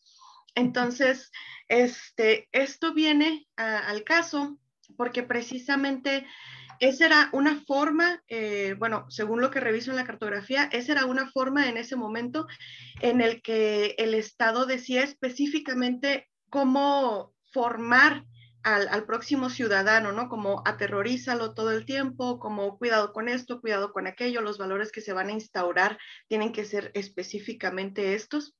Y con el paso del tiempo llega otro modelo de educación informal que es precisamente este acceso. Y las películas de Disney, tan aparentemente democráticas para todos, pues estaban sublimando como esa información, ¿no? Esos roles, por ejemplo, que son muy absurdos y que nos han hecho daño a todos, no nada más a la mujer específicamente, porque en las que a nosotros nos tocaron ver, creo que yo te conozco, Alan, me parece que estuvimos en la misma escuela. Entonces, en las que a nosotros nos tocaron ver, se subliman los roles de fuerza del hombre y de indefensión de la mujer y ha sido una carga cultural para ambas partes. Y ahora que están de moda otros temas o que la perspectiva cultural y genérica es diferente, entonces ya lo atienden desde esta otra medida, ¿no? Ahora la princesa puede estar encerrada, pero ella se libera sola y así sucesivamente. Entonces, ¿qué tanto daño nos han hecho? Además de que no llegamos a los textos originales porque ya ni los conocemos, ni siquiera sabemos dónde están. Eh, han licuado los contenidos literarios de tal forma que incluso si los tuviéramos ya no accederíamos a ellos o no podríamos cuestionarlos. Entonces sí, yo estoy muy enojada con... Yo también pongo otro de mi dedo en la llaga. No, a ver, ¿terminaste? No, sí. Me encanta lo que acabas de decir, me parece que complementa enormemente y que comparto toda tu opinión sobre todo esto.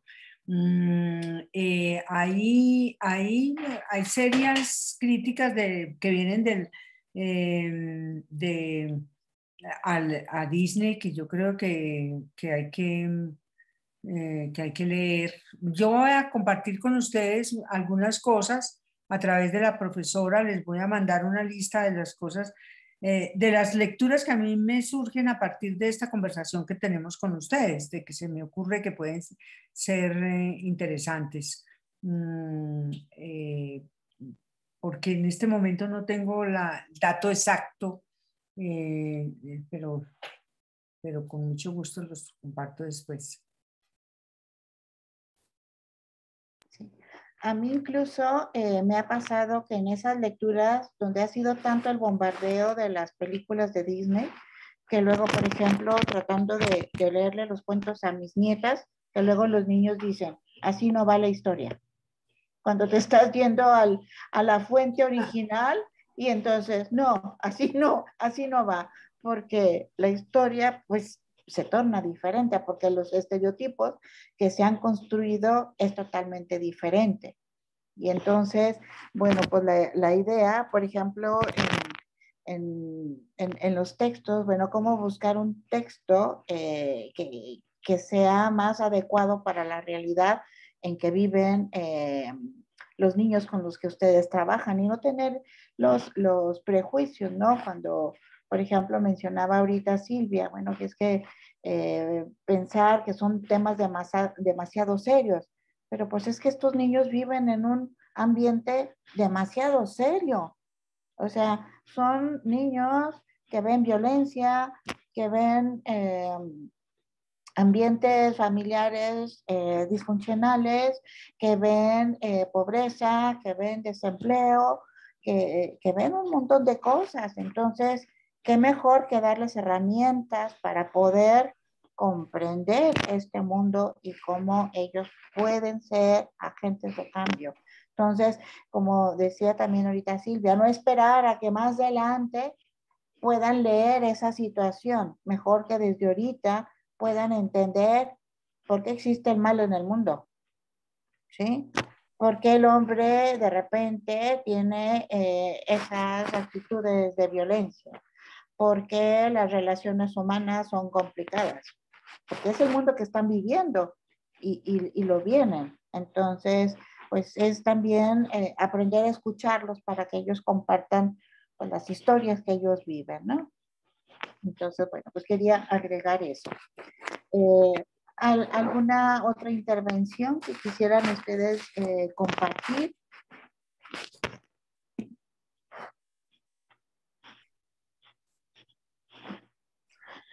Fíjate, otra cosa, Silvia, fíjate que cuando estoy trabajando también con los alumnos de primero semestre en la licenciatura en letras, cuando los alumnos todavía andan un poco cerrados en querer esa conversación, a veces apelo a los cuentos clásicos y a veces me voy y le digo algo que todos conocen.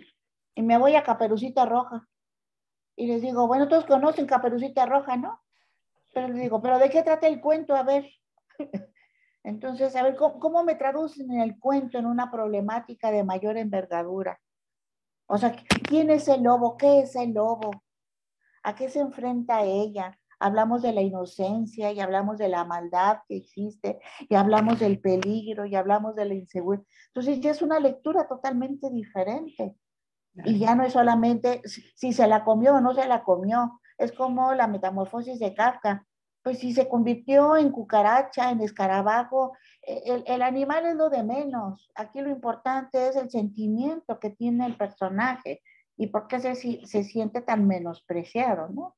Entonces, yo creo que una lectura como tú mencionabas, que yo creo que es el nivel al que tenemos que llegar, ¿no? Construir sentido a partir de un texto. Y eso nos lleva a partir de ese constante formular preguntas. Tú decías, ¿de qué hablamos cuando hablamos de lectura? Yo formularía esta pregunta: ¿qué me quiere decir el texto con esta historia? ¿Qué me quiere decir el texto con este personaje? ¿Qué me está expresando con estas palabras? ¿Qué hay detrás de esta situación? Y de esta forma podemos encontrar un tesoro maravilloso, como tú dices, un sentido que me permita de alguna manera encontrar, si no verdades, pues aproximaciones a algunas respuestas que yo en mi marco de referencia personal yo me he planteado, ¿no? Y por eso sentimos esa cercanía con los libros. Por eso decimos que los libros nos llegan o nos dan mayores respuestas, más allá de la historia que nos cuentan, ¿no? Bien. No, de acuerdo. Yo sí creo eh, que cualquier libro, siempre y cuando sea una obra de arte, siempre y cuando haya sido escrita con fines que no sean comerciales exclusivamente, porque en este momento estamos inundados de una literatura que realmente no podría llamarse de literatura, siempre y cuando nos dan las posibilidades de conversaciones muy serias acerca de muchísimos temas. Y en este sentido hay una cosa que yo creo que a veces no consideramos, y es que muchas veces los libros para niños ofrecen esa posibilidad incluso para lecturas con los adultos, ¿no? Un libro como Nana Vieja, un libro de Ediciones Secaré, que es La muerte de la abuela, es un libro precioso, es un libro que ofrece una gran posibilidad de conversación sobre muchísimas cosas, sin convertir los libros, eso sí, porque a mí sí me parece que eso sí es muy desagradable, muy triste, y sin convertir los libros en pretextos para transmisión de, de ideologías, de valores, de modos de pensar, de modos de ver el mundo, sino para profundizar en esos temas, para escudriñar esos temas, para llegar al fondo de todos esos temas, sin dar una última palabra de que esto es bueno y esto es malo y esto es así, y volverlos en instrumentos moralistas de transmisión de valores, ¿no? Eh, es, pero todos los libros los clásicos de la literatura universal, los contemporáneos de nuestros autores contemporáneos, ¿qué tal, por ejemplo, un cuento de Rulfo, o un cuento corto de García Márquez que se lea en El coronel no tiene quien le escriba? Da para muchísimas conversaciones sobre cuestiones, porque además son temas universales, son temas que afectan nos afectan a todos. Ahora, yo sí estoy de acuerdo que los niños están inmersos en una serie, en una situación de violencia y de muchos, pues de violencia, de pobreza, de exclusión, de tristeza, de todas esas cosas, pero nada de esas cosas se consideran, se toman en serio. Fíjense, por ejemplo, el tema de la muerte, cómo se da a través de los medios masivos de comunicación, ¿no?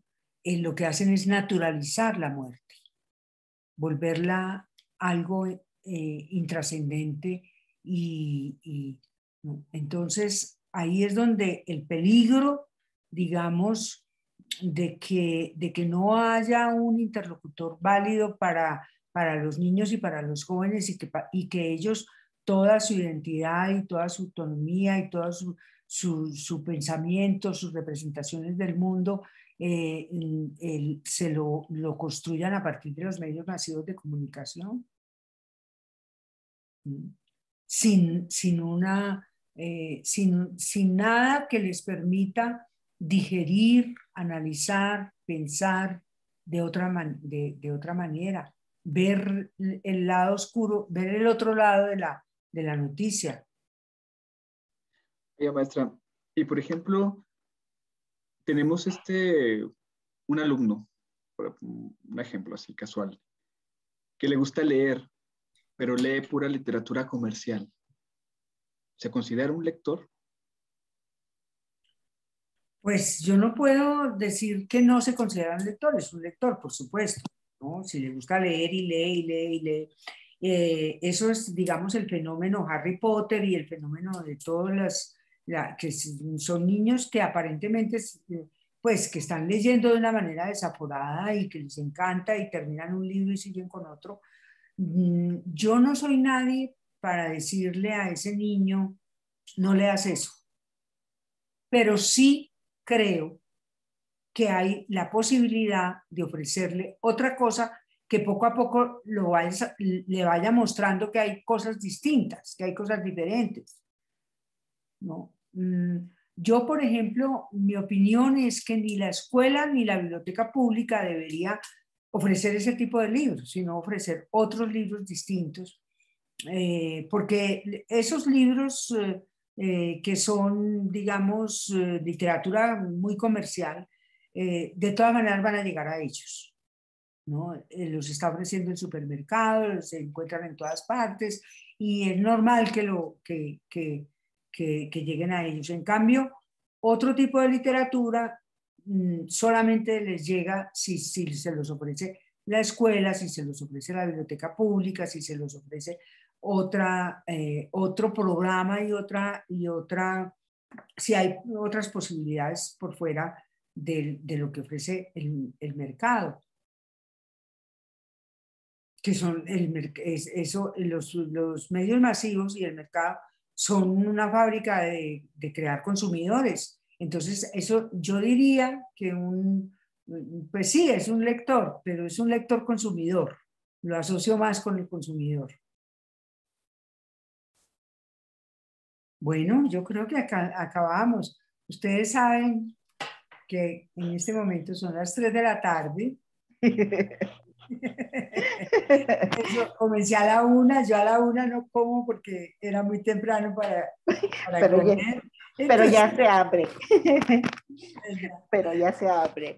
Sí, no, yo quisiera cerrar, bueno, además de agradecerte, Silvia, ahorita con lo que mencionaba Alan, pues me viene mucho la vocación de que en nuestra generación, Silvia, nosotros nacimos leyendo muchos clásicos, o sea, desde chicos, además de los cuentos infantiles, crecimos leyendo Julio Verne, crecimos leyendo Mujercitas, crecimos leyendo Diario de un Niño, muchas narraciones que ahora han sido usurpadas por los medios y por textos muy comerciales.